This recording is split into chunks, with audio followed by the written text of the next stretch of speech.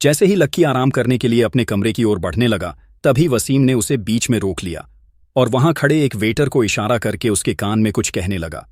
अरे वसीम, देख यार, अब कोई फॉर्मेलिटी मत करना प्लीज आप। लक्की ने वसीम को प्यार से इनकार करते हुए कहा। नहीं सर, प्लीज सर, आप पहली मर्तबा हमारे होटल में आए हैं, अब ऐसे में आपको बिना खातिरदारी कैसे जाने दे सकता हूं मैं। ज्यादा देर नहीं लगेगी सर, मैं बहुत ज्यादा टाइम नहीं लूंगा आपका, बस 20 मिनट दे दीजिए अपना, वसीम ने कहा और लक्की के सामने हाथ बांधकर खड़ा हो गया। लक्की का मन तो कर रहा था कि वो वसीम को मना करके सीधा कोयल के पास चला जाए, लेकिन जिस उम्मीद और सम्मान भरी नजरों से वसीम लक्की को देख रहा था, उसके बाद लक्की का उससे नजर बचाना मुश्किल हो रहा था। ठीक है, अब बस थोड़ा सा जल्दी कर दीजिएगा प्लीज, लक्की ने कहा और वसीम उसे अपने साथ मैनेजर के केबिन में लगे सोफे पर ले गया। लक्की जैसे ही वहां बैठा, उसने देखा कि वसीम ने उसके लिए बहुत अच्छा खासा शरबत और नाश्ता मंगवा रखा था। काजू की मिठाई, नवरत्नी, चिढ़ा खोया, समोसा और बाकी चीजों से लक्की के सामने रखी टेबल पूरी तरह से भर चुकी थी। लक्की ने उसमें से थोड़ा बहुत नाश्ता लिया और फिर अपने कमरे की ओर जाने लगा। सर, बस 5 मिनट और, वसीम ने कहा और लक्की को रोक लिया। लक्की ने अपनी घड़ी देखी। इधर उधर की बातें करते हुए उसे वैसे भी आधे घंटे से ऊपर हो चुका था। वसीम देखो, मैं थोड़ा जल्दी में हूं, तुमने रोका तो मैं रुक गया, मुझे भूख नहीं थी, फिर भी थोड़ा नाश्ता किया, अब प्लीज मुझे जाने दो, लक्की ने मुस्कुराते हुए वसीम से कहा। वसीम अब की बार मना नहीं कर पाया और लक्की को छोड़ने खुद बाहर आया। लक्की ने घड़ी देखी तो पता चला उसे 20 की जगह 40 मिनट हो चुके थे। उससे पहले ही वो 10 मिनट तक उस हॉल में इंतजार कर चुका था। अब लक्की को लग रहा था कि कोयल और प्रशांत के बीच जो कुछ होना था वो तो अब तक हो चुका होगा, इसलिए अब जल्दबाजी करने से कोई फायदा नहीं था। और वैसे भी कोयल कौन सा मेरे समझाने से समझ जाती। मुझे तो डाउट था, जब तक मैं उसे असलियत नहीं बता देता तब तक शायद वो मेरी बात सुनना तो दूर मेरे सामने देखती भी नहीं, लक्की ने अपने आप को समझाते हुए कहा और अपना ही मन महसूस कर रह गया। वो फिर अपने कमरे में गया और बिस्तर पर चुपचाप आंख बंद करके लेट गया। दिन भर की थकान उसके बदन में चढ़ गई थी। काफी भारी बोझ उठाने के बाद और फिर इतना खेलकूद करने के बाद लक्की के लिए अब 1 मिनट भी खड़े रहना मुश्किल हो रहा था। वसीम ने जो उसे शरबत पिलाया था, उससे तो लक्की को ऐसा लग रहा था कि उसका बदन बिल्कुल हल्का हो गया था और वो किसी भी पल नींद की आगोश में आ जा सकता था। राधिका, लक्की ने सोने से पहले एक बार राधिका को याद किया और अचानक ही उसके होंठों पर उसका नाम आ गया। वो देख पा रहा था कि उसकी सांवली सी शक्ल पर सूरज की किरणें पड़ रही थीं। उसकी आंखों में तालाब का पानी चमक रहा था और वो मुस्कुराते हुए लक्की से बात किए जा रही थी। उसे बात करते करते लक्की को कब झपकी आने का एहसास होने लगा, उसे पता ही नहीं चला, लेकिन उसकी किस्मत में इतनी आसानी से सोना कहाँ लिखा था। जैसे ही उसे नींद लगने वाली थी, उसने गलियारों में किसी तरह की आवाज सुनी। उसने सुना कि सबसे पहले तो किसी के कमरे का दरवाजा धम से बंद हुआ और फिर कोई तेज कदमों से गुस्से में गलियारे में चलने लगा। भाड़ में जाओ! इधर गलियारे में कोयल का पूरा बदन सिर्फ एक सफेद चादर से ढका हुआ था। उसके गोरे से कंधे और उसके गोरे से पैर उस चादर के बाहर थे, बाकी पूरे बदन पर चादर बिछी हुई थी। उसे न जाने क्या हो गया था, लेकिन वो बिना चप्पल पहने ही कमरे से बाहर आ गई थी और उसके पीछे पीछे प्रशांत भागा भागा आ रहा था। कोयल, प्लीज चुपचाप अंदर चलो, देखो एक बार खुद को तुम किस हालत में बाहर आ गई हो। इससे पहले कि यहां तुम्हें कुछ बाकी लोग इस तरह देखें, अंदर चलो प्लीज, मेरे लिए मुसीबत मत खड़ी करो प्लीज, प्रशांत ने उसके आगे हाथ जोड़ते हुए कहा। लेकिन कोयल ना तो उसकी बात सुनना चाहती थी और ना ही उसे इस बात की चिंता थी कि कौन उसे देख रहा था और कौन नहीं। वो तो बस गुस्से में उबलती हुई चाय जैसी नजर आ रही थी। इधर प्रशांत भी बिना कपड़ों के ही बाहर भागा भागा आ गया था। उसने सिर्फ लाल रंग का एक कच्छा पहना हुआ था और उसके ऊपर उसका मोटा सा पेट थुल थुल हिल रहा था। प्रशांत, तुम 1 नंबर के धोखेबाज हो, झूठे हो। तुम्हारे परिवार ने मेरी हेल्प नहीं की, ये बात तुमने मुझे पहले क्यों नहीं बताई, कोयल ने कहा। उसका मन तो कर रहा था कि वो अभी प्रशांत की गर्दन पकड़कर उसे खिड़की के नीचे फेंक दे, लेकिन उसने जैसे तैसे अपने आप को काबू में रखा था। अरे कैसी बात कर रही हो कोयल, तुम्हें कोई जरूर गलतफहमी हुई है। अच्छा, तुम ही बताओ कि अगर मैंने या मेरे पिताजी ने तुम्हारी मदद नहीं की तो फिर किसने की है? मेरे अलावा कौन है जो इस काम को कर सकता है? बताओ, क्या मैं झूठ बोल रहा हूं? प्रशांत ने कोयल का हाथ पकड़कर उसे अंदर ले जाने की कोशिश करते हुए कहा, लेकिन कोयल ने झटके से उसे अपना हाथ छुड़वा लिया। गलियारे के बीच वो बीच खड़े होकर उन दोनों के बीच ये झगड़ा हो रहा था और लक्की को इसकी थोड़ी बहुत आवाज आ रही थी। ज्यादा बनने की कोशिश मत करो प्रशांत, कम से कम अब तो सच बोल दो। वैसे तुम अपने मुंह से एक्सेप्ट करो या ना करो, लेकिन मेरे सामने तो तुम्हारा सच आ ही गया है, कोयल ने बिफरते हुए कहा। प्रशांत के पसीने छूट गए थे। वो वैसे तो खुद ही कोयल को सब सच बता देना चाहता था, लेकिन उसे मालूम था कि सच बताते ही कोयल बिधक जाती और उससे नफरत करने लगती।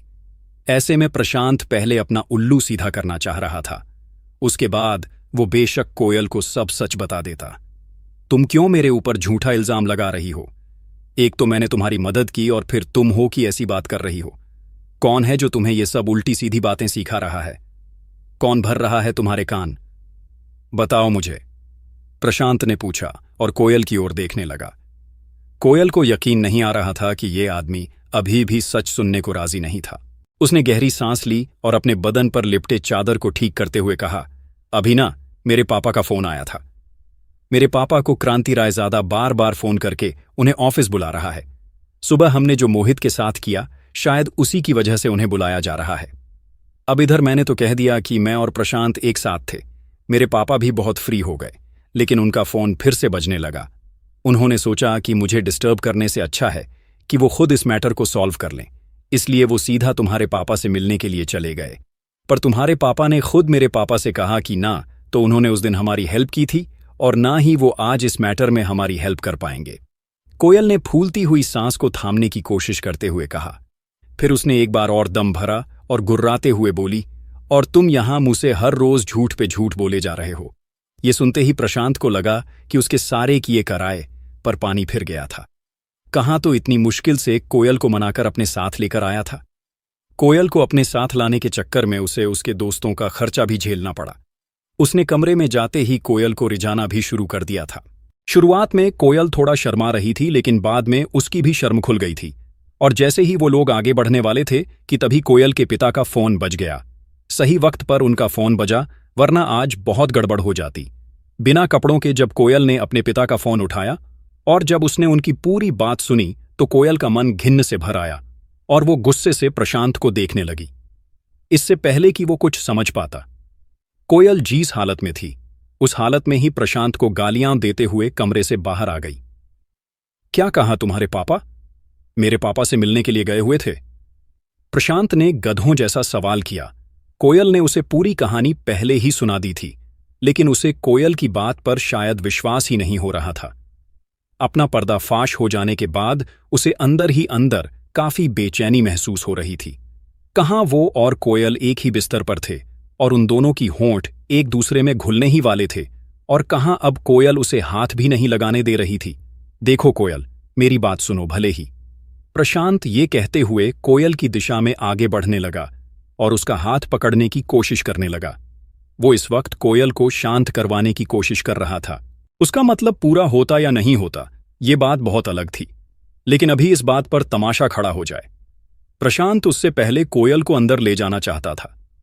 उसने जैसे ही कोयल की ओर अपना हाथ आगे बढ़ाया, उधर कोयल ने उससे अपना हाथ छुड़ाते हुए कहा, मेरे पास ना आने की कोशिश मत करना।